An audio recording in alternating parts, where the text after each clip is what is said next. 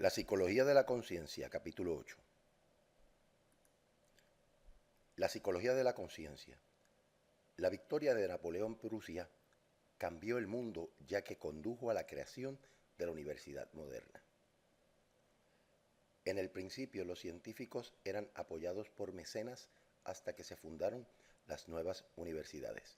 Mecenas eran personas adineradas que creían en los proyectos que estos científicos estaban llevando a cabo y estaban dispuestos a subvencionar sus proyectos hasta que al fundarse las nuevas universidades, en ellas se comenzaron proyectos que eran subvencionados tanto por otros mecenas que apoyaban la universidad, así como por fondos públicos en las universidades que eran del Estado. La nueva universidad. Wilhelm von Humboldt desarrolló el nuevo modelo para la universidad usando dos principios. La Wissenschaft. La Wissenschaft es el cuerpo de conocimiento organizado sobre principios definidos. Una vez uno desarrolla unos principios teóricos y conceptuales, a partir de ahí se desarrolla un cuerpo de conocimiento a través de la investigación sobre esos principios. Y el Bildung, la información autodidacta de una persona a través de una educación humanista. El Bildung fue básicamente el modelo que usaron los filósofos tradicionales como Platón, Aristóteles y Sócrates. Continuando con la nueva universidad, la psicología viene a formar parte de los programas de filosofía y pedagogía. Surge entonces una tensión entre la formación humanística y la científica. Esta tensión, curiosamente, ha existido por muchos años, aún todavía existe, donde, por ejemplo, las universidades le dan mayores recursos a los programas de ciencia natural versus los programas de psicología, sociología, antropología, etc. O sea que esta tensión y esta lucha latente continúa hoy en día, no ha variado desde los orígenes de la misma universidad. Wilhelm Wundt visualizaba la psicología como parte de la filosofía y no como parte de las ciencias naturales. Interesantemente, Wilhelm Wundt, el padre del estructuralismo y el creador del primer laboratorio para el estudio de la conciencia en la Universidad de Leipzig, tenía una posición dentro de la filosofía bien interesante porque cuando él utilizó sus investigaciones en el laboratorio para fortalecer su teoría estructuralista, parte de lo que él quería, o el método que utilizaba, mejor dicho, era uno más de carácter fisiológico, pero al mismo tiempo establecía que la psicología debía ser parte de la filosofía y de las humanidades y que no tenía el standing para ser una ciencia natural. Contradicciones de muchos de estos pensadores, como traigo en mis cursos, que estas contradicciones están ahí latentes. Y lo interesante es que me luce que es parte de nuestra naturaleza humana, la naturaleza contradictoria, la naturaleza de la tesis, la antítesis y la síntesis. Así que es interesante ver cómo todos estos teóricos dentro de la psicología, por eso es importante estudiar la historia de la psicología, tendían a ser un tanto contradictorios en muchos de sus enfoques. Otro elemento que surge con la creación de la nueva universidad es el debate entre la ciencia académica y la comercial. Ahí hay surge lo que se llamó el mandarinazgo o los mandarines.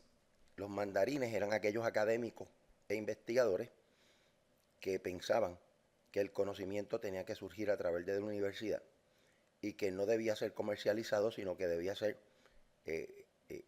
usado para que la élite intelectual fuese adquiriendo mayores conocimientos y enriqueciendo la universidad. Y este debate nuevamente es bien latente hoy en día, donde están los puros académicos que no desarrollan investigaciones aplicadas y los practicantes que tampoco toman mucho en consideración los conocimientos obtenidos a través de la investigación en la academia. Más tensiones, a pesar de que también hoy la American Psychological Association promueve lo que se conoce como el modelo científico profesional, donde tenemos este profesional que utiliza la ciencia para generar investigaciones y esos resultados para generar aplicaciones que puedan resolver problemas concretos en la sociedad. Pero, nuevamente, seguimos en las tensiones y hoy todavía sigue latente entre la gente que investiga en la academia y la gente que simplemente utiliza el conocimiento con propósitos comerciales en el campo de la consultoría, etc. La psicología de la conciencia de Wundt. Wundt fundó la psicología como institución y disciplina. Básicamente, el primero que le dio un corte científico a lo que era la psicología a través de la teoría del estructuralismo. Usó tanto la fisiología, como les comentaba, y las ideas de René Descartes y John Locke para crear su teoría. Por tanto, tenía un enfoque bien orientado al método cartesiano para obtener conocimiento, dicho de otra manera el método científico, y las ideas lockeanas de cómo la sociedad trastoca al individuo. También diseña el primer laboratorio en la Universidad de Leipzig y la primera publicación o revista de psicología. Y le da una estructura a la psicología como disciplina. La psicología de la conciencia de Wundt, continuando. El laboratorio de Wundt en la Universidad de Leipzig sirvió como plataforma para crear muchos trabajos de investigación. Incluso individuos como William James lo visitaron con el propósito de aprender lo que se hacía allí. También uno de los padres de la psicología industrial organizacional estuvo allí, Hugo Münsterberg, que fue un centro de trabajo para la formación de los psicólogos del futuro, no solamente en Alemania, sino a nivel mundial y sobre todo en los Estados Unidos, donde tanto James como Münsterberg trabajaron fuertemente para impulsar la psicología desde diversos ángulos, pero sobre todo el ángulo aplicado. Curiosamente, tanto Wundt como su equipo de trabajo eran mandarines, eran académicos que no querían que mucho de lo que ellos usaban o aprendían se pudiese tergiversar a través de la práctica mundana como mandarines al fin. Pero pues, muchos de los alumnos que estuvieron allí tenían otras ideas.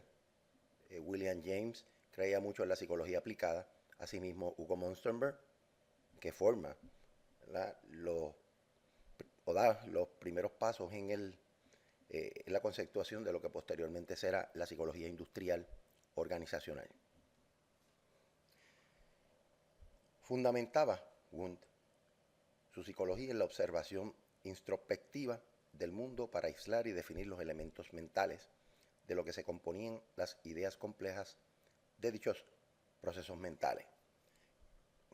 Aquí lo que se hacía era que se le pedía a las personas que hablaran sobre sus procesos mentales,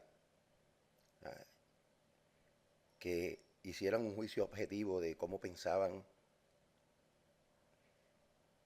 sobre qué pensaban. Y esto le da una idea de lo que son ideas simples hasta las ideas complejas, y plantea que éstas fluyen porque existe una estructura en la mente que permite que éstas se construyan. Por eso es que se habla del estructuralismo, de que la mente, el concepto de la mente, tenía unas estructuras y esas estructuras hacía que fluyeran las ideas sencillas y las ideas complejas.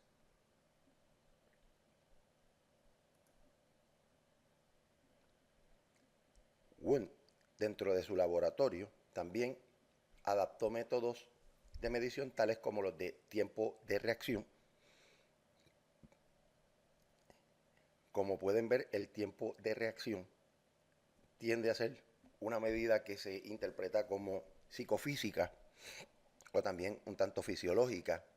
Fue muy utilizada por Sir Francis Galton, el primo de Carlos Darwin, para tratar de hacer una generalización de medidas de tiempo de reacción, medidas de pulso, latidos del corazón, y extrapolar estas medidas al nivel de inteligencia de los individuos.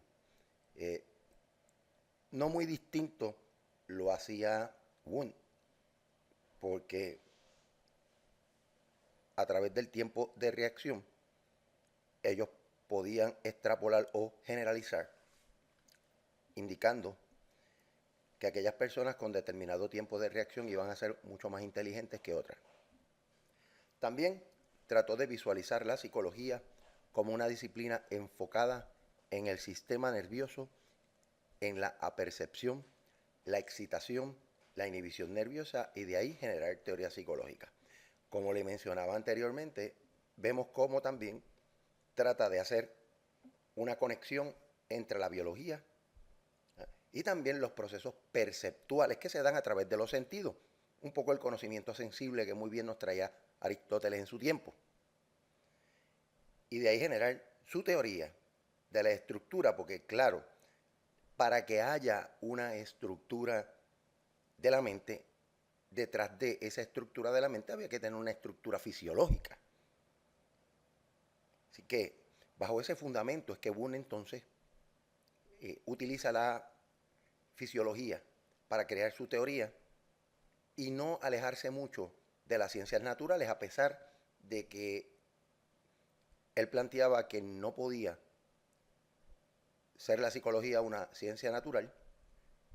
Utilizaba los mismos fundamentos para tratar de generar su teoría de la conciencia. Wundt también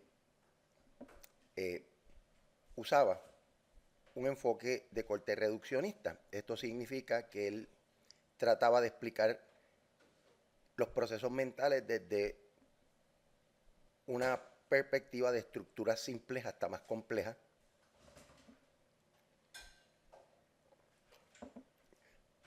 Ahora, en principio, simplemente él entendía que la estructura de la conciencia era una limitada a unas estructuras simples. Posteriormente, según va pasando el tiempo, se va dando cuenta que la conciencia es un fenómeno mucho más amplio y complejo, y también ahí habla de las ideas complejas.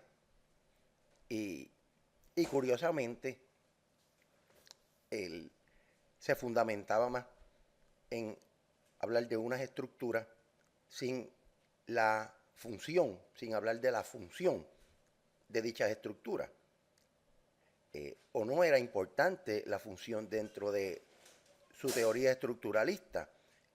enfoque que vino a reclamar posteriormente William James cuando trae el concepto del funcionalismo, donde él presenta, o sea, William James presenta que más que las estructuras de la mente, la función de la mente es lo más importante y cómo esas funciones se aplican a la realidad, a la construcción de la realidad del individuo. Eso es lo que hace, ¿verdad? Una psicología funcionalista orientada a la práctica versus una psicología estructuralista orientada a la investigación académica. Dos sistemas de psicología de Wundt. El Heidenberg, este era un enfoque más de carácter fisiológico que luego él mismo rechazó, como muy bien yo les planteaba. Luego también podemos ver un enfoque más centrado en el ser humano, la historia de la humanidad y la búsqueda de las leyes que rigen su vida. Este enfoque fue el de la psicología de los pueblos, que posteriormente, ya muy tarde en su vida, vino a desarrollar. Para Wundt existían dos tipos de introspección: el inner Wahrnehmung, o percepción interna, que era subjetiva, y el experimental Selbstbeobachtung, que es la percepción objetiva que se somete a la experimentación. Estos dos tipos de introspección tienden a ser un tanto confusos a la hora de uno poderlos conceptuar, pero simplemente el planteamiento de la percepción interna, que él denomina como subjetiva, es la percepción interna de todos los días, de cuando nos levantamos y cuando hacemos tareas en nuestra vida cotidiana, versus la percepción objetiva, que él señalaba que solamente se podía dar a través de la experimentación. Posteriormente hemos encontrado que una no es nada diferente de la otra, pero para él era importante establecer la distinción, porque como buen mandarín que era, él separaba lo que era puro, lo que era objetivo, versus lo mundano, versus lo subjetivo, y tenía que hacerlo para poder darle fuerza a su enfoque teórico.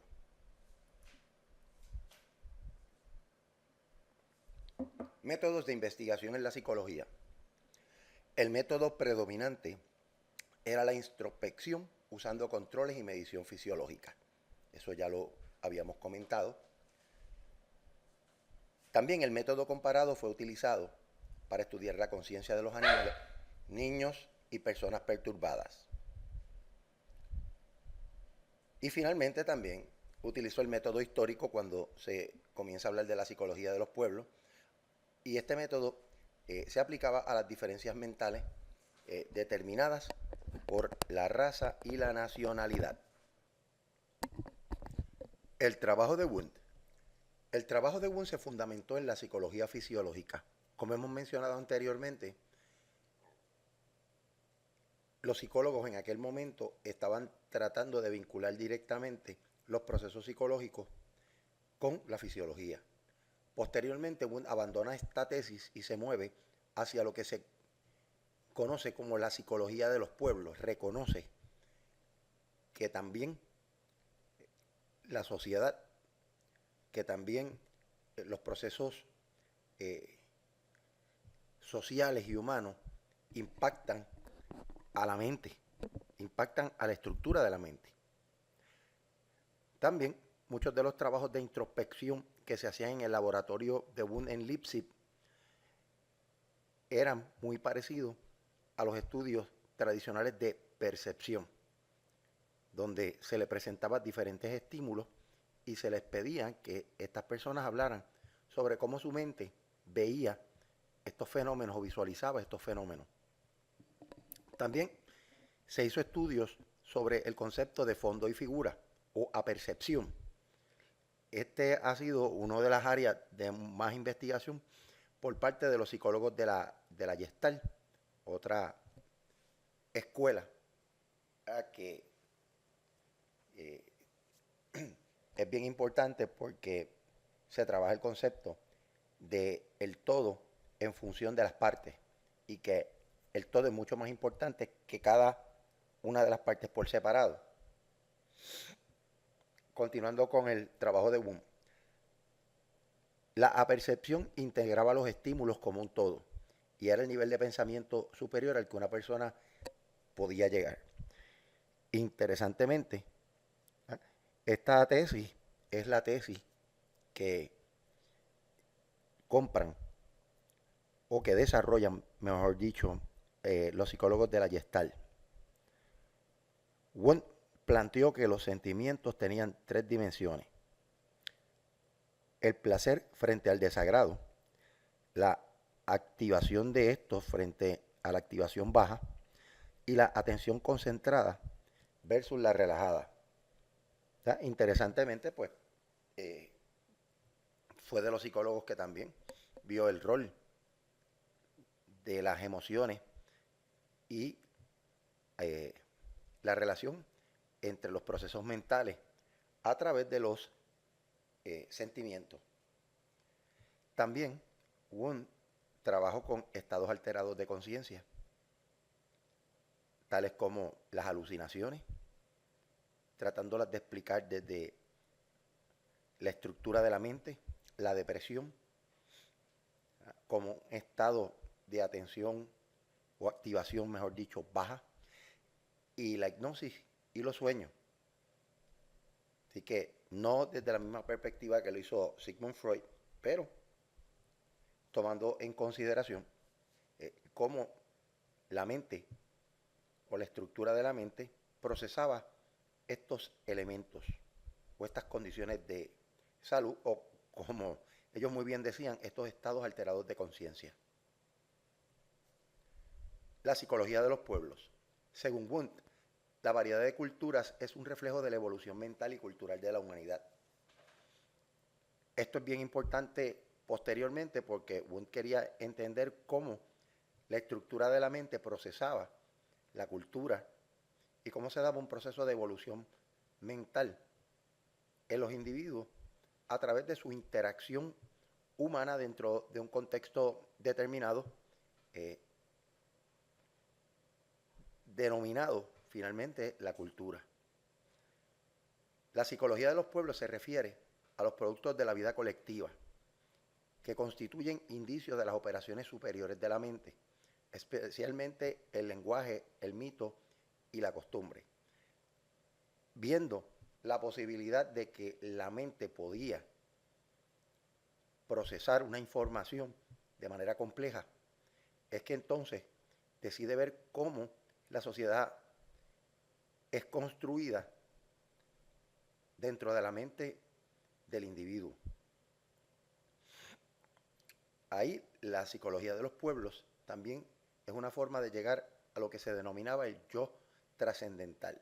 Es cómo un individuo llega a adoptar toda una serie de patrones culturales que se estructuran dentro de la mente y que pasa de generación en generación y también es guardada, ¿verdad?, dentro de la mente individual y colectiva de una sociedad. Continuando con la psicología de los pueblos, la aportación más grande de la psicología de los pueblos fue sus investigaciones sobre el lenguaje, ya que articulaba una teoría de carácter psicolingüístico. Posteriormente, Noam Chomsky adopta una visión muy parecida, la visión de que la mente es la que desarrolla la estructuración del lenguaje, el desarrollo de los símbolos, y es a través, ¿verdad?, de el lenguaje que el individuo se construye en sociedad. Él dividía el estudio del lenguaje en dos áreas: aspectos externos, que consistía de las expresiones producidas y percibidas, y los fenómenos internos, que eran los procesos cognitivos que subyacen a la producción externa de las palabras. Así que no solamente uno podía ver los aspectos externos de la cultura, sino cómo el individuo cognitivamente, a través de su mente, estructuraba la producción de un discurso, la producción de un lenguaje, ¿eh? dentro de un contexto particular, y que dicho lenguaje pues variaba de cultura en cultura. También, de acuerdo a Wundt, la producción de una oración comienza con una idea unificante de lo que la persona quiere expresar. Por tanto, esa idea la producen las estructuras mentales del individuo. Claro, se operacionaliza esa idea a través de la palabra. También menciona que la función analítica de la percepción prepara la idea unificada para el habla. O sea, pensamos la imagen o pensamos en una imagen y esa imagen la traducimos a un lenguaje. Por tanto, era importante ver cómo esa idea se puede explicar a través de la introspección. Por tanto, esa idea requiere de una estructura que organice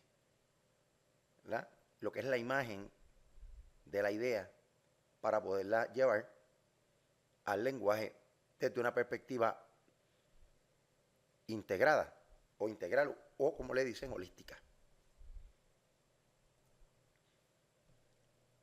La psicología estructural de Eve Titchener.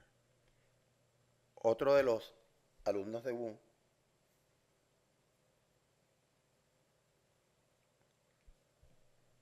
y también un promotor del asociacionismo británico,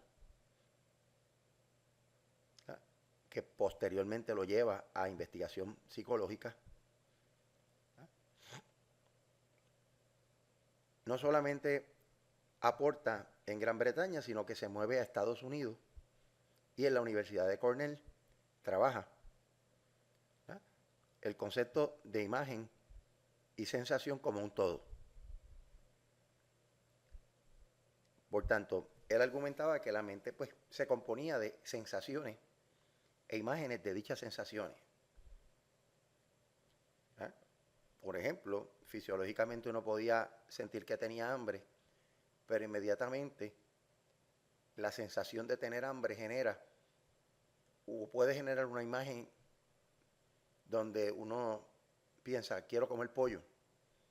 Inmediatamente tiene la imagen usualmente más cercana del pollo o el último pollo que uno comió, e inmediatamente esa asociación permite que uno busque pollo, compre pollo, actúe a partir del pollo, de la visión que surge del hambre que uno tiene y donde finalmente se satisface una necesidad individual. ¿Cuáles eran los objetivos de la psicología de Titchener? La psicología de Titchener buscaba descubrir los elementos básicos de la sensación a los que todos los procesos complejos se pueden reducir. Desde luego, es importante tratar de estudiar y conocer lo más sencillo para luego uno poder determinar cómo moverse hacia factores más complejos. También determinar cómo se conectaban entre sí las sensaciones elementales para formar percepciones, imágenes e ideas complejas. Cómo la mente producía una serie, a través de unas sensaciones, una serie de imágenes que se veían o se podían visualizar muy complejas en el cerebro. O, perdón, mejor dicho, la mente según los estructuralistas. Y Titchener va un poco más allá. Además de ser un estructuralista, comienza a cuestionarse cuál es la función de la mente. ¿Para qué funciona la mente? Que los estructuralistas pues pensaban de qué se constituía. Según Titchener, de sensaciones que iban desde las sencillas a más complejas, pero también empieza a pensar sobre el concepto de ¿para qué sirven? Funcionalismo que posteriormente fortalece William James a través de sus escritos. Alternativa fenomenológica. La psicología del acto de Fran Bretano. Para Bretano, el mundo físico se compone de objetos que pueden analizarse en componentes elementales, por lo que da que la conciencia se compone de sensaciones y sentimientos analizables. Nuevamente, una manera de uno mirar cómo la mente construye esas sensaciones y genera unos sentimientos y entender cómo ese proceso funciona era importante para tanto Bretano como el mismo Titchener. También, de acuerdo con Bretano, la mente se compone de actos mentales y esos actos se dirigen a objetos que tienen unos significados externos a la mente misma. Claro, porque la mente los crea y los construye y los asocia. Por tanto, la mente es el medio a través del cual el organismo capta de manera activa el mundo exterior. Wilhelm Dietl. Dietl decía que a la psicología le tenía que interesar las acciones humanas únicas registradas a lo largo de la historia y su objetivo debía ser estudiar las razones y motivaciones que se esconden detrás de dichas acciones. Decía que la intención de comportarse o la intención de la conducta era lo que debían estudiar los psicólogos. También otra escuela que aportó mucho desde la línea estructuralista fue la de introspección sistemática de la escuela de Wurzburgo. Oswald Wuppe fue el representante de esta escuela de Wurzburgo. Desarrolló un método de introspección basado en preguntas. También desarrolló el concepto de pensamiento sin imágenes, que significaba que los contenidos de la conciencia no podían relacionarse con sensaciones, sentimientos o imágenes de las mismas. Esto es otra posición que trae dentro del punto de vista estructuralista. Continuando con la introspección sistemática de la escuela de Wurzburgo, se llegó a la conclusión de que la disposición mental lleva a cabo el proceso de pensamiento, incluso antes de que se plantee el problema. Para esta escuela, los pensamientos no son representaciones pasivas u objetos mentales, actos inherentes referidos a otros aspectos de la mente o del mundo. Por tanto, el pensamiento era activo y actuaba incluso antes de que se planteara una pregunta, porque para yo plantearme una pregunta tengo que tener toda una serie de imágenes en mi mente que me ayuden a definir la pregunta. Los estudios de memoria. Hermann Ebbinghaus demostró que algunos procesos superiores se podían estudiar experimentalmente, incluyendo la memoria. También decidió investigar la formación de asociaciones mediante el aprendizaje de series de sílabas sin sentido. También pretendió aislar y estudiar la memoria como función pura del aprendizaje. Estos estudios progresaron gracias a George Elias Miller. Otra escuela que surge dentro del estructuralismo es la psicología de la Gestalt. Sus fundadores fueron Max Wertheimer, Wolfgang Kohler y Kurt Kofke. La teoría comienza a desarrollarse a partir de los estudios de movimiento aparente, del concepto de fondo y figura. El movimiento aparente se visualizaba como una ilusión o un error cognitivo al que incurrían los observadores que veían dos objetos idénticos en dos puntos diferentes e inferían erróneamente que se trataba de un solo objeto que se había desplazado desde el primer hasta el segundo punto. Ahí uno puede ver el concepto de tres dimensiones o la dimensionalidad que surge cuando uno ve un elemento. Por tanto, la psicología de la Gestalt era bien perceptual. Por eso es que siempre se analizaba un concepto desde la perspectiva de fondo y figura.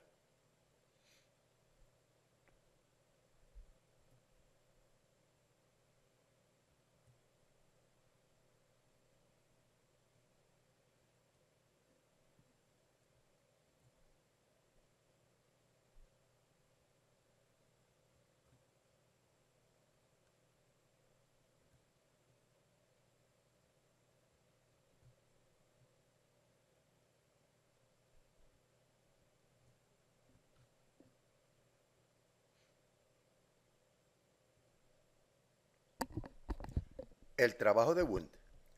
El trabajo de Wundt se fundamentó en la psicología fisiológica. Como hemos mencionado anteriormente, los psicólogos en aquel momento estaban tratando de vincular directamente los procesos psicológicos con la fisiología. Posteriormente, Wundt abandona esta tesis y se mueve hacia lo que se conoce como la psicología de los pueblos. Reconoce que también la sociedad, que también los procesos sociales y humanos impactan a la mente, impactan a la estructura de la mente. También muchos de los trabajos de introspección que se hacían en el laboratorio de Wundt en Leipzig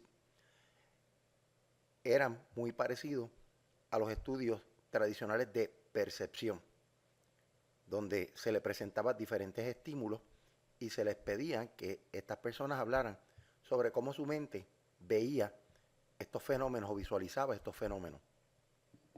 También se hizo estudios sobre el concepto de fondo y figura o apercepción. Este ha sido una de las áreas de más investigación por parte de los psicólogos de la Gestalt, otra escuela que es bien importante porque se trabaja el concepto de el todo en función de las partes y que el todo es mucho más importante que cada una de las partes por separado. Continuando con el trabajo de Wundt, la apercepción integraba los estímulos como un todo y era el nivel de pensamiento superior al que una persona podía llegar. Interesantemente, esta tesis es la tesis que compran o que desarrollan, mejor dicho, los psicólogos de la Gestalt. Wundt planteó que los sentimientos tenían tres dimensiones: el placer frente al desagrado, la activación de estos frente a la activación baja y la atención concentrada versus la relajada. Interesantemente, pues, fue de los psicólogos que también vio el rol de las emociones y la relación entre los procesos mentales a través de los sentimientos. También Wundt trabajó con estados alterados de conciencia, tales como las alucinaciones, tratándolas de explicar desde la estructura de la mente, la depresión, como un estado de atención o activación, mejor dicho, baja, y la hipnosis y los sueños. Así que no desde la misma perspectiva que lo hizo Sigmund Freud, pero tomando en consideración cómo la mente o la estructura de la mente procesaba estos elementos o estas condiciones de salud o, como ellos muy bien decían, estos estados alterados de conciencia. La psicología de los pueblos. Según Wundt, la variedad de culturas es un reflejo de la evolución mental y cultural de la humanidad. Esto es bien importante posteriormente porque Wundt quería entender cómo la estructura de la mente procesaba la cultura y cómo se daba un proceso de evolución mental en los individuos a través de su interacción humana dentro de un contexto determinado, eh, denominado finalmente la cultura. La psicología de los pueblos se refiere a los productos de la vida colectiva, que constituyen indicios de las operaciones superiores de la mente, especialmente el lenguaje, el mito y la costumbre. Viendo la posibilidad de que la mente podía procesar una información de manera compleja, es que entonces decide ver cómo la sociedad es construida dentro de la mente del individuo. Ahí la psicología de los pueblos también es una forma de llegar a lo que se denominaba el yo trascendental. Es como un individuo llega a adoptar toda una serie de patrones culturales que se estructuran dentro de la mente y que pasa de generación en generación y también es guardada, ¿verdad?, dentro de la mente individual y colectiva de una sociedad. Continuando con la psicología de los pueblos, la aportación más grande de la psicología de los pueblos fue sus investigaciones sobre el lenguaje, ya que articulaba una teoría de carácter psicolingüístico. Posteriormente, Noam Chomsky adopta una visión muy parecida, la visión de que la mente es la que desarrolla la estructuración del lenguaje, el desarrollo de los símbolos, y es a través, ¿verdad?, de el lenguaje que el individuo se construye en sociedad. Él dividía el estudio del lenguaje en dos áreas: aspectos externos, que consistía de las expresiones producidas y percibidas, y los fenómenos internos, que eran los procesos cognitivos que subyacen a la producción externa de las palabras. Así que no solamente uno podía ver los aspectos externos de la cultura, sino cómo el individuo cognitivamente, a través de su mente, estructuraba la producción de un discurso, la producción de un lenguaje, ¿eh?, dentro de un contexto particular, y que dicho lenguaje pues variaba de cultura en cultura. También, de acuerdo a Wundt, la producción de una oración comienza con una idea unificante de lo que la persona quiere expresar. Por tanto, esa idea la producen las estructuras mentales del individuo. Claro, se operacionaliza, ¿verdad?, esa idea a través de la palabra. También menciona que la función analítica de la percepción prepara la idea unificada para el habla. O sea, pensamos la imagen o pensamos en una imagen y esa imagen la traducimos a un lenguaje. Por tanto, era importante ver cómo esa idea, ¿ya?, se puede explicar a través de la introspección. Por tanto, esa idea requiere de una estructura que organice, ¿verdad?, lo que es la imagen de la idea para poderla llevar al lenguaje desde una perspectiva integrada o integral, o como le dicen, holística. La psicología estructural de Eve Titchener. Otro de los alumnos de Wundt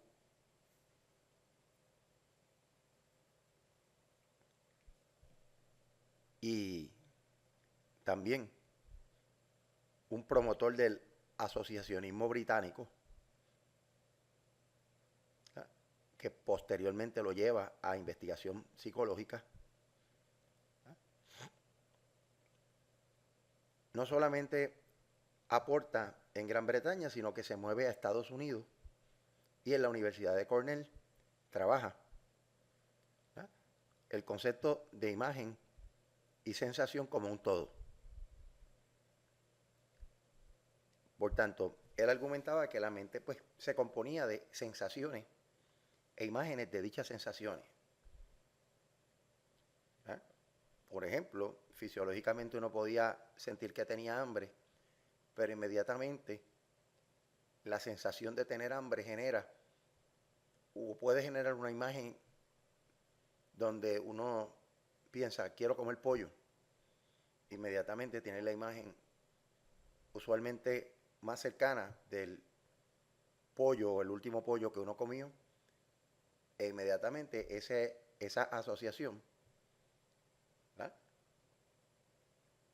permite que uno busque pollo, compre pollo, actúe a partir del pollo, de la visión que surge del hambre que uno tiene y donde finalmente se satisface una necesidad individual.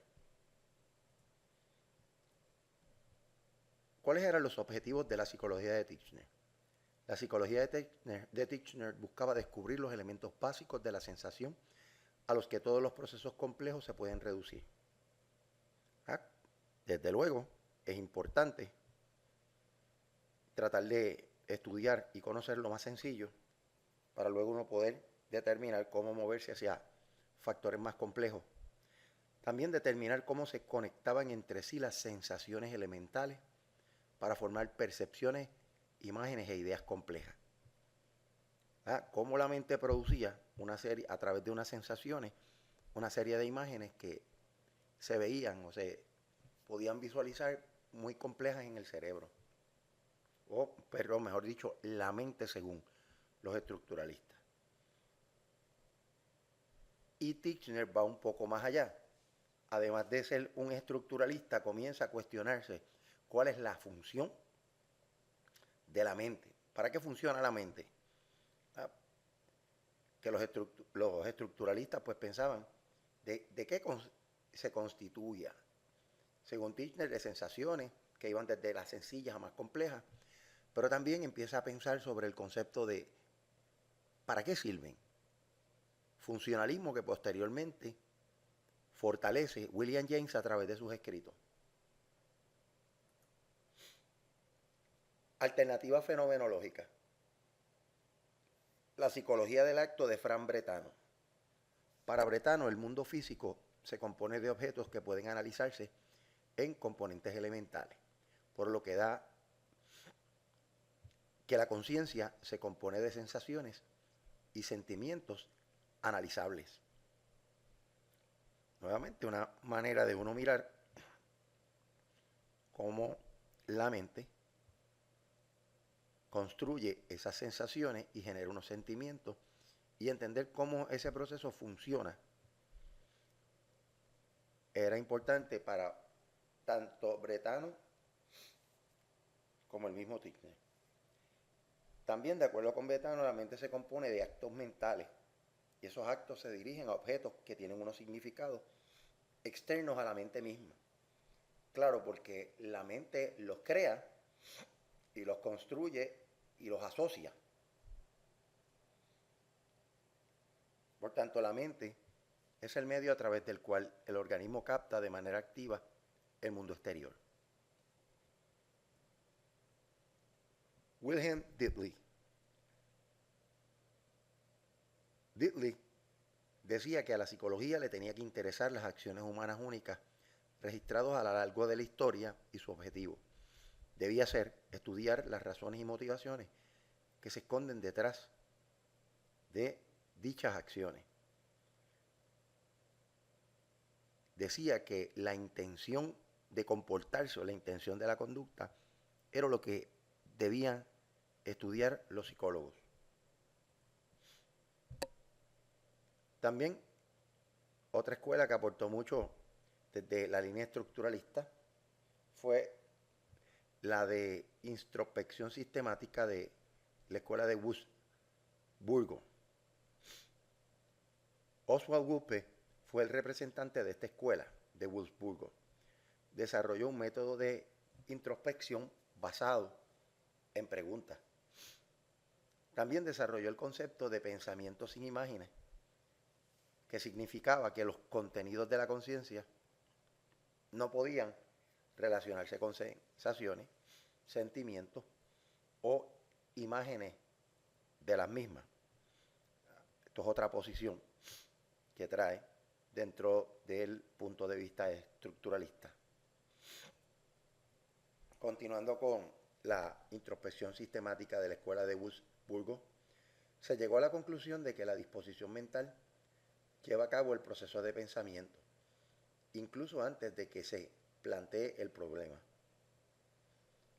Para esta escuela, los pensamientos no son representaciones pasivas u objetos mentales, actos inherentes referidos a otros aspectos de la mente o del mundo.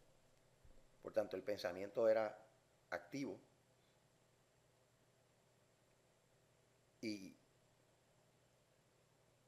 actuaba incluso antes de que se planteara una pregunta, porque para yo plantearme una pregunta tengo que tener toda una serie de imágenes en mi mente que me ayuden a definir la pregunta. Los estudios de memoria.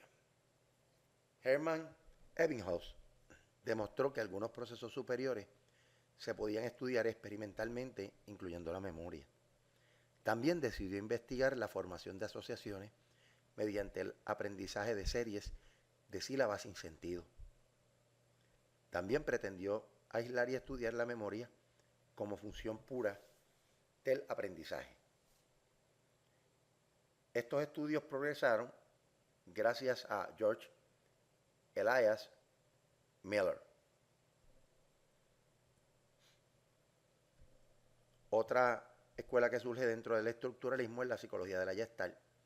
Sus fundadores fueron Max Wertheimer, Wolfgang Kohler y Kurt Kofke.